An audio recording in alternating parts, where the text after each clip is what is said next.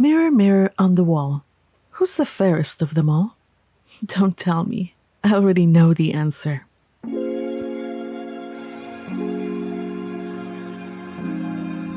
Welcome to the first episode of Fields and Flowers, a Christian podcast that celebrates the gospel truth.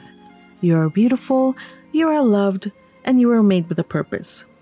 This series will explore the Old Testament, focusing on the book of Genesis.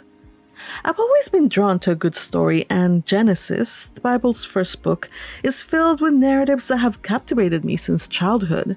When I was little, my mom gave me an illustrated children's Bible soon after I learned to read, and I've been hooked ever since. Genesis is both epic and deeply personal. It introduces the main characters and the universal conflict between good and evil, while showing how God longs for a deep connection with each of his children. Think about it. What other god in the world's religions has come down to earth, gotten his hands dirty to create man and woman, and then formed a personal relationship with them? God didn't just give life to his creation. He walked with them, strolled with them in the evening. And after dinner walk with God? That's as personal as it gets. God not only gives life, but also makes covenants and offers salvation, even when we fail. And that's just the beginning of Genesis. But before we dive too deep, let's start at the very beginning, Genesis 1, where we learn that we were created as beautiful creatures by a loving God.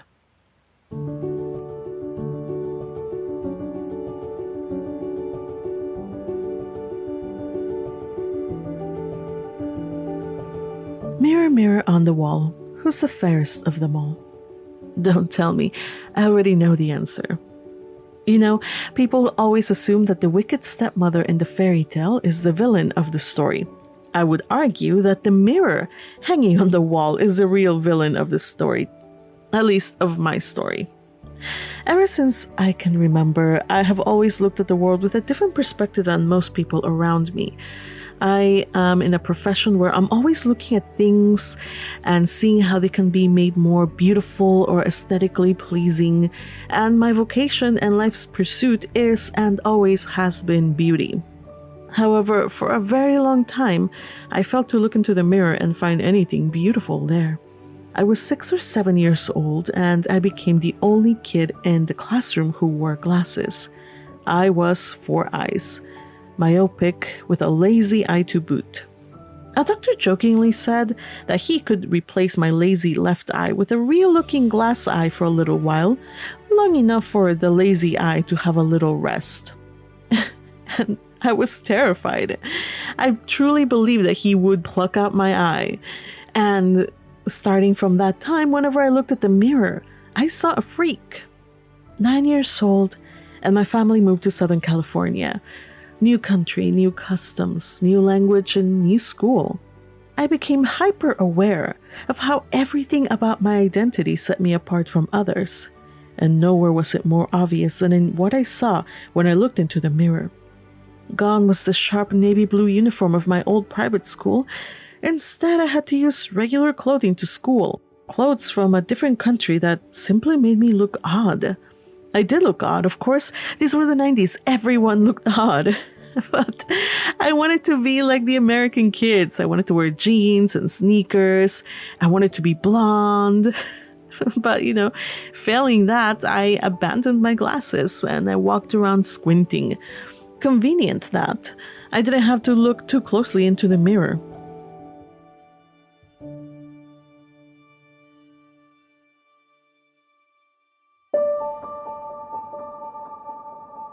At 10, the bullying began. Merciless and incessant.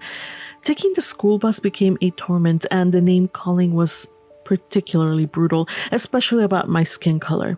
I hid during recess and lunch breaks, and books became my refuge, a way to escape. But the mirror always reminded me of the reality I couldn't change. My parents tried to comfort me, but I was convinced that as long as I was trapped in this skin, I would always be ugly. I'm sure I'm not the only one that experienced something like this growing up. Just look up the statistics on bullying alone and the numbers are staggering. I found a picture of myself in 5th grade during the height of the bullying. What I see now is not the ugly girl I believed I was, but a sweet, earnest, shy-looking girl trying her best to blend into the background. Yet, at that time, my mind was teeming with stories and all kinds of thoughts, both dark and rainbow-colored. I doodled monsters and butterflies, I read voraciously, and I faithfully kept a journal where I scribbled my inner thoughts and story ideas, as well as flowers and starbursts and maps of worlds I was inventing. A blank page was a canvas begging to be filled. Creation was my joy, a liberating escape during an unhappy time. Years have passed, and now I'm content with myself. One day, I looked into the mirror and was surprised to find beauty staring back at me. It was my face, but I was smiling. The girl in the mirror was smiling, and she glowed. She looked powerful, and she was. She looked like somebody that knew and fully believed that she was God's beautiful creation. The girl in the mirror, the fairest of them all, is me. But now, here's the strange thing. Now that the years have passed, something has changed. A blank page now scares me. Staring at a pristine canvas, a Google document, a sketchbook, I absolutely freeze. Creating for the joy of it isn't something I can just do anymore. And this coming from a content creator. What did God see when he looked at the blank canvas that was our world? Genesis 1:1 tells us, "In the beginning, God created the heavens and the earth. Now the earth was formless and empty. Darkness was over the surface of the deep, and the Spirit of God was hovering over the waters." The world was as blank as it could be. Formless, empty, shrouded in darkness with only water covering its surface. For anyone else, the sheer possibilities of what this new world could become might have been overwhelming. Infinite potential leads to infinite rumination and inaction. But God, like a master craftsman, knew exactly what he was doing. He saw the potential within that void and knew how to bring life from the raw elements, shaping each plant and creature with a distinct purpose. God spoke, "Let us make human beings in our image. Make them reflecting our nature, so they can be responsible for the fish in the sea, the birds in the air, the cattle, and yes, earth itself, and every animal that moves on the face of the earth." God created human beings. He created them godlike, reflecting God's nature. He created them male and female. And God's work didn't just stop on the sixth day of creation.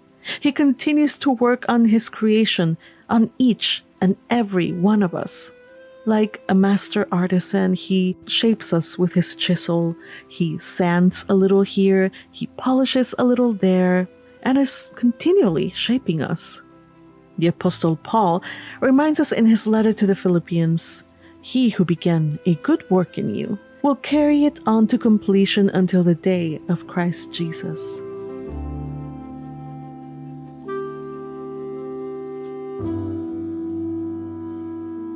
I am loved and worth loving. I am worth the time and care that God puts into shaping me to be like him. I receive his blessings with gratitude each and every day, even though I know I don't deserve them. In the same way, you are loved and worth loving. You're worth the time God is putting into you. You are beautiful because you were wonderfully made.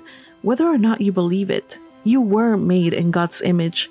And when he sees you, he sees a work he takes pride in, and a work that he longs to complete. Oh, I know you see flaws, and I know it's hard to look past them. You've heard the lies. Those who say that God can't love someone like you because of who you are, what you've done, where you come from, or because of the struggles that cause you to stumble repeatedly. But before anything else, you were his child. He looks at you with even more tenderness and love and compassion than I feel when I see that picture of myself at 10 years old. When I see her, I remind myself to be kinder and more patient towards myself because deep within, I'm still that little girl. Won't you do the same? Won't you give yourself a chance and let God, the ultimate creator, transform you so you can live up to the purpose you were created for? I hope you do.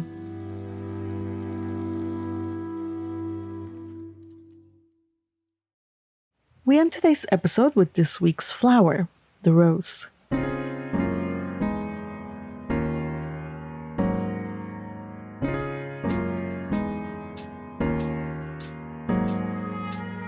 Roses were used in antiquity for many purposes. Long before they were used in perfumery or given as tokens of devotion among lovers, roses were used as medicinal plants as well as cosmetics. In medieval Europe, rose juice seemed to have been something of a cure-all for many ailments like fever, inflammation, or pain. They were even used as prevention against cholera and the plague.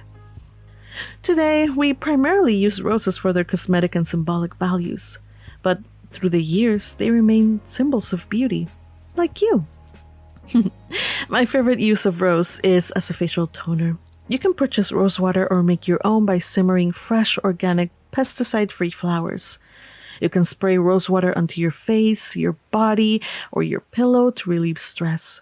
Rose essential oil is extremely pricey due to the insane number of flowers needed to extract just a little bit of oil. Up to 8,000 pounds of roses are needed to extract 2 pounds of oil. If you're lucky enough to have rose essential oil, which is also known as rose otto, or even rose absolute, which is extracted via solvents, then I have some blends that you might enjoy. That's all for now.